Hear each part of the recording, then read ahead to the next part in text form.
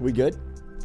Welcome back here to the Jordy Culotta Show, driven and powered by Go Chevrolet. Shout out to Coach Kyle Caskey for coming through and breaking down a little film there of Joey B and the Cincinnati Bengals coming in town. They are in town to take on the Saints on Sunday. Looking forward to being in the dome. You still waiting? I've sent out another email. What about those tickets we were promised? Right.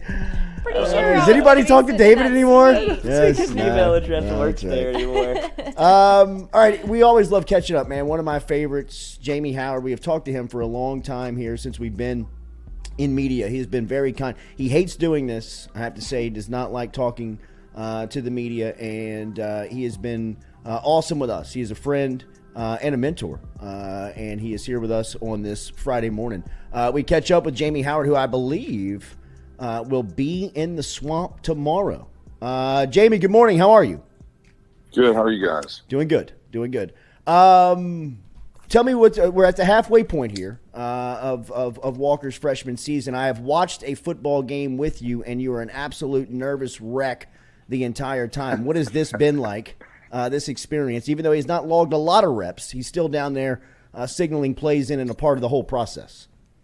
Yeah, I mean, it's been okay because he hasn't played. But I'm sure when he starts to play one day, then I'll be I don't know I'll get a doctor next to me, probably give him some meds. But so far it's been good. How are you? Fun to watch. How are you going to do that? Are you going to watch it like from a suite? Are you going to watch it like by yourself? Because I have seen you in this environment, and it's not safe for people.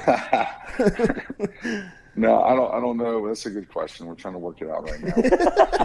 I'm not going to change. Looking for padded rooms around the place. I think Nikki Sabah being with me will help. Oh God! Good God!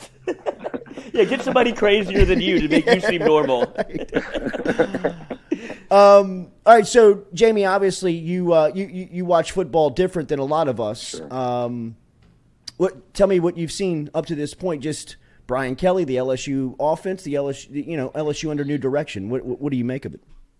Well, I mean, just I'll talk defense first. Yeah. I mean, it really looks like we have some really talented young players, and again, they're young, and I feel like the defensive scheme is really good. I mean, I feel like we have guys in the right position, and I think you'll see our defense get better as the year goes on, especially if we can get, it goes hand in hand with getting a little bit more of a running game on the offensive side, so our defense is not on the field the whole game. But as far as offense, I see last week was kind of a strange thing having, it looked like 3 offensive linemen out. Yeah. It's hard to do that, with a really good team, which I think Tennessee's a very talented team. If we can't run the ball, it's really hard on the quarterback. I think Jaden's played really well, guys, up into this point. Everyone wants to focus on the negative. I think the one thing that he's going to start working on the rest of the year is pushing it downfield a little bit, and taking some shots just to kind of keep the safeties a little honest on the run game.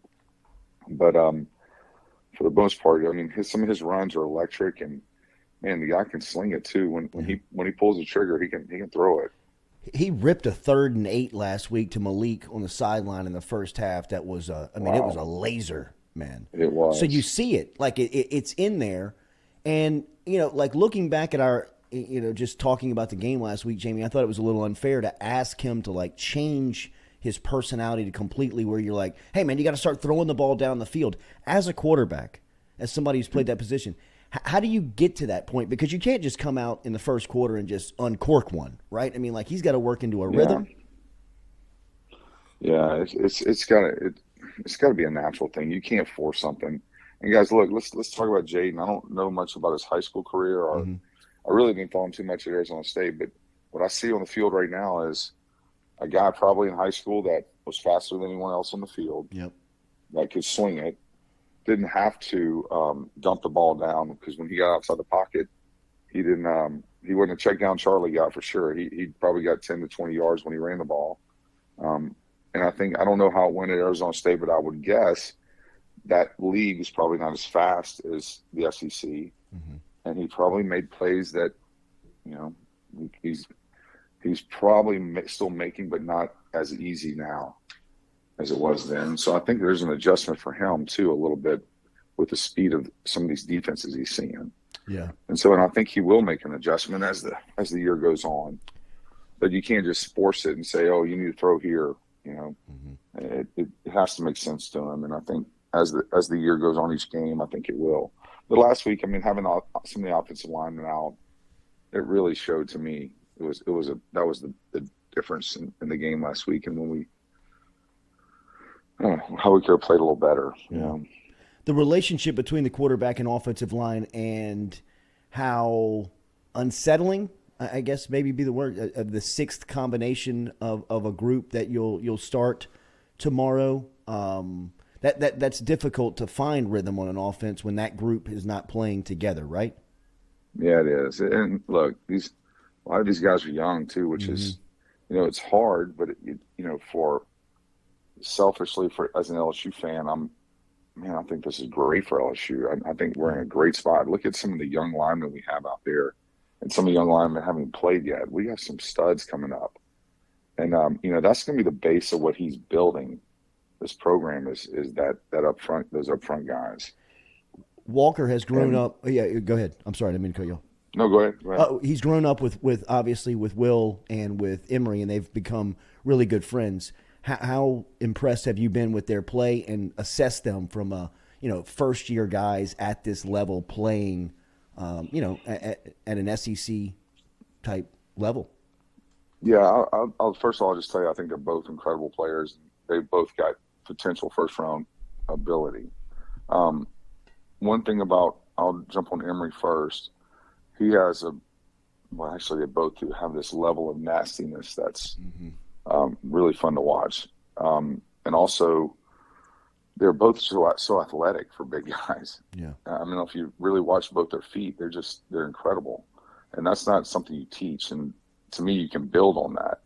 Will has this thing that makes him even better. I don't know if you ever noticed this, but when he drops back, if somebody gets into his chest, he's extremely flexible in his back. Yeah. He can bend, and it looks like he's losing, and he's not, because his base is so strong, and he's so athletic for his size. So, and again, he's nasty on the field too, and neither one of them are intimidated by anyone. That's kind of unheard of as a true freshman at those positions. And man, it's exciting. It's really exciting as an LSU fan and LSU fan to see that. But then you got the other lineman like Big Bo. I'm telling you, this guy's a monster. And then you got Fitz. If Fitz comes back, he is so athletic. Yeah. And he's going to be a huge factor on that in the center position one day.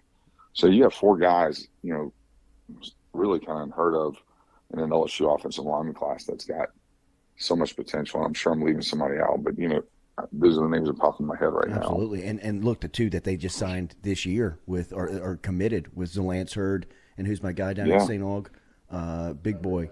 Tyree Adams. I mean, look, that the future. It looks like they hit on this freshman class. You mentioned Emory, Will Campbell, Mason Taylor, Harold Perkins, and then earlier this week, Coach Kelly made a comment about the quarterback in the class, Walker Howard, and you could tell. I was in the room, and the words that he said I thought were very glowing, that they really are impressed with him. Every day he gets better. He feels like he's the most, he feels like he carries himself like he's the best quarterback in the room, but he also does that with respect. And then he kind of at the end of it said, we really like him, and we really think we hit on him. And his face and the way he delivered, you could tell it was almost like he knows something that everybody else doesn't. What are you feeling about Walker's development? How do you see him progressing here in his freshman season, and the way that they're kind of using him, developing him? I feel great about it. But, I told Coach Kelly way before, when he called me before the season started, it's their call. I'm truly staying out of it, and I do not talk to any of them, since the season started. I think they're doing a great job. Walker calls me, you know how he is, Jordy. He calls me every night, and he's like, he didn't want to talk football. He's talking about other stuff. Yeah. But every once in a while, he slips football in on me, and as you know, Walker, he he has this inner confidence. It's not arrogant. He just believes that he can do it. And, it's something I didn't have and that he has, and and that's a really great thing that he has, because truly he loves every quarterback in that room, but he does believe, hey, I can go out there and do it right now.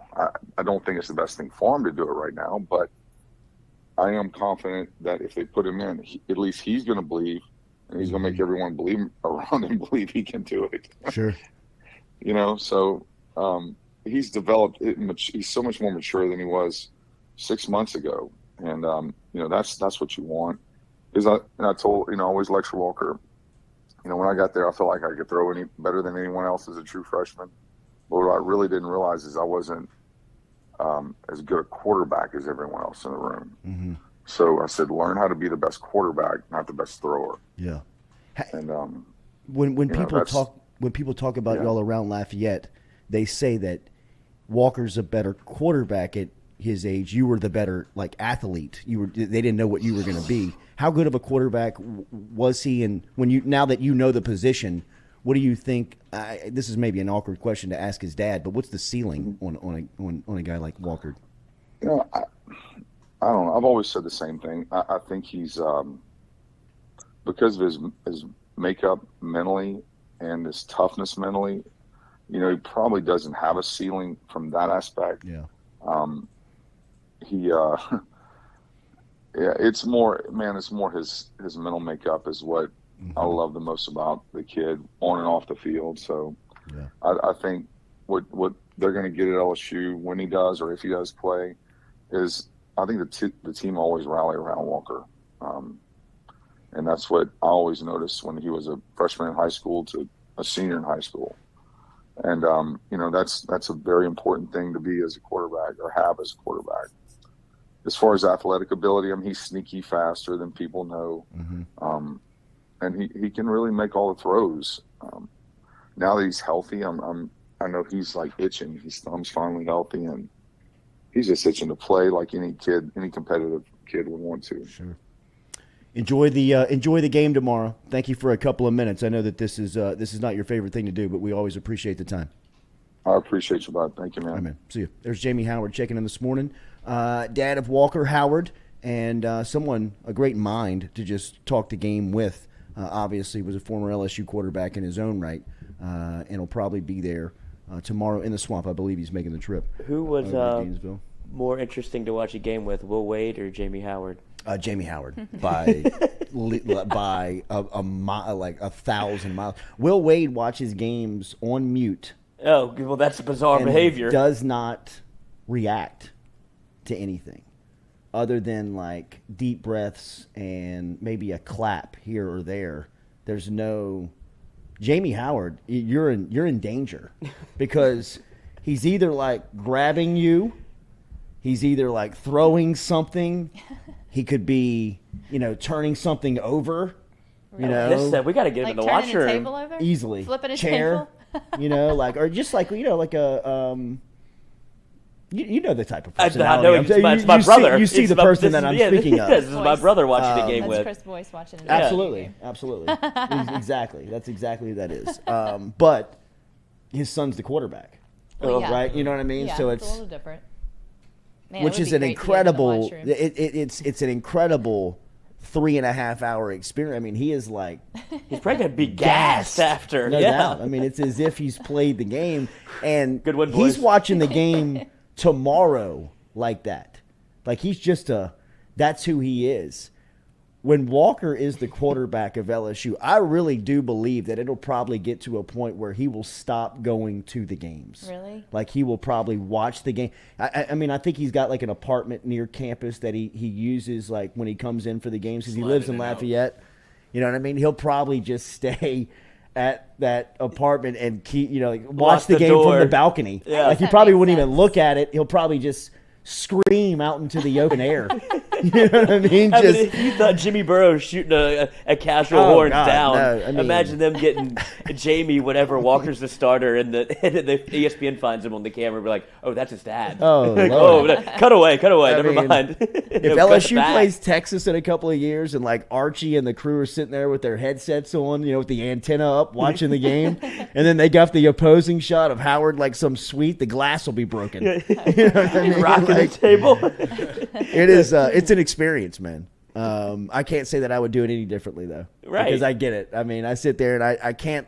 I don't want to laugh because I don't want to piss him off, but I want to laugh because I know exactly who he is. You know what I mean? Like, I can't hide it. I know exactly who you are, man.